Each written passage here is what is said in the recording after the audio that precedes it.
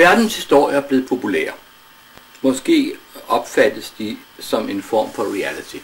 Ligesom leksika optræder de gerne som imposante flerbindsværker, illustreret med postkort fra Nationalmuseet, og skrevet af dettes kustoder med ærefrygt, indgydende akkuratesse og mangel på fantasi. Den perfekte gave til konfirmanden, der som regel i det nærmeste antikvariat vil være i stand til at omsætte dem til udbetalingen på den nyeste spilkonsol.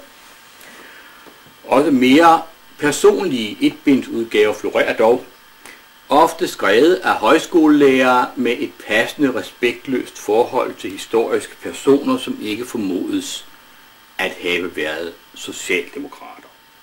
De har således alt det til fælles, at de andagtsfuldt beskriver menneskets og den historiske udvikling.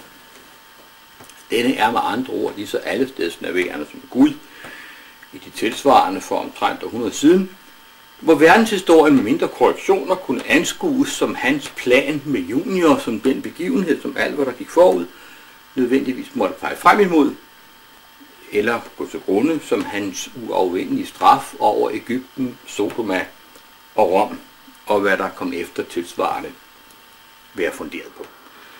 Derimod har jeg aldrig været i stand til at konstatere den i sagens aktstykker, og jeg er derfor efter moden overvejelse nået frem til det resultat, at den hovedsageligt findes i tolkning af disse.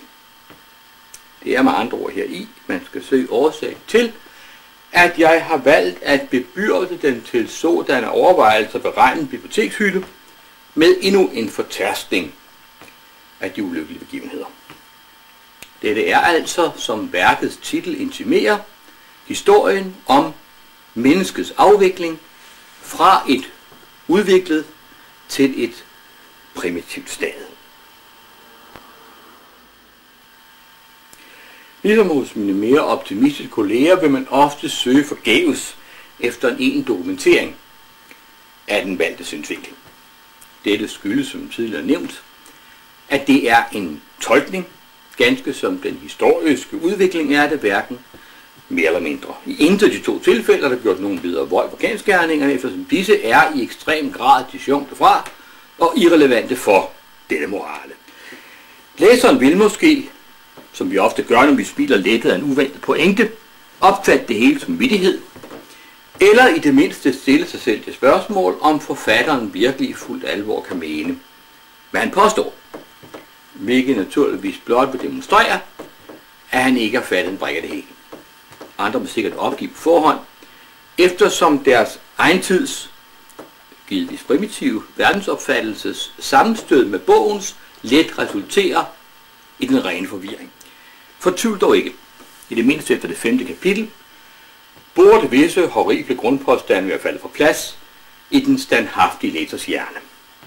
Om ikke andet, bør det ganske enestående ved synsvinklen, hvor historiens helte og skurke ikke sjældent bytter plads, og så dannes utrættelige fremskridtsiver ofte forkortes ned til mere menneskelige motiver, i det mindste visunderholdende. Trods alt står han her med, hvad kun kan beskrives som litteraturhistoriens mest reaktionære bog. Uheldigvis er den naturligvis ifølge forfatterens egen devolutionsteori af nødvendighed også den dårligste. Velbekomme.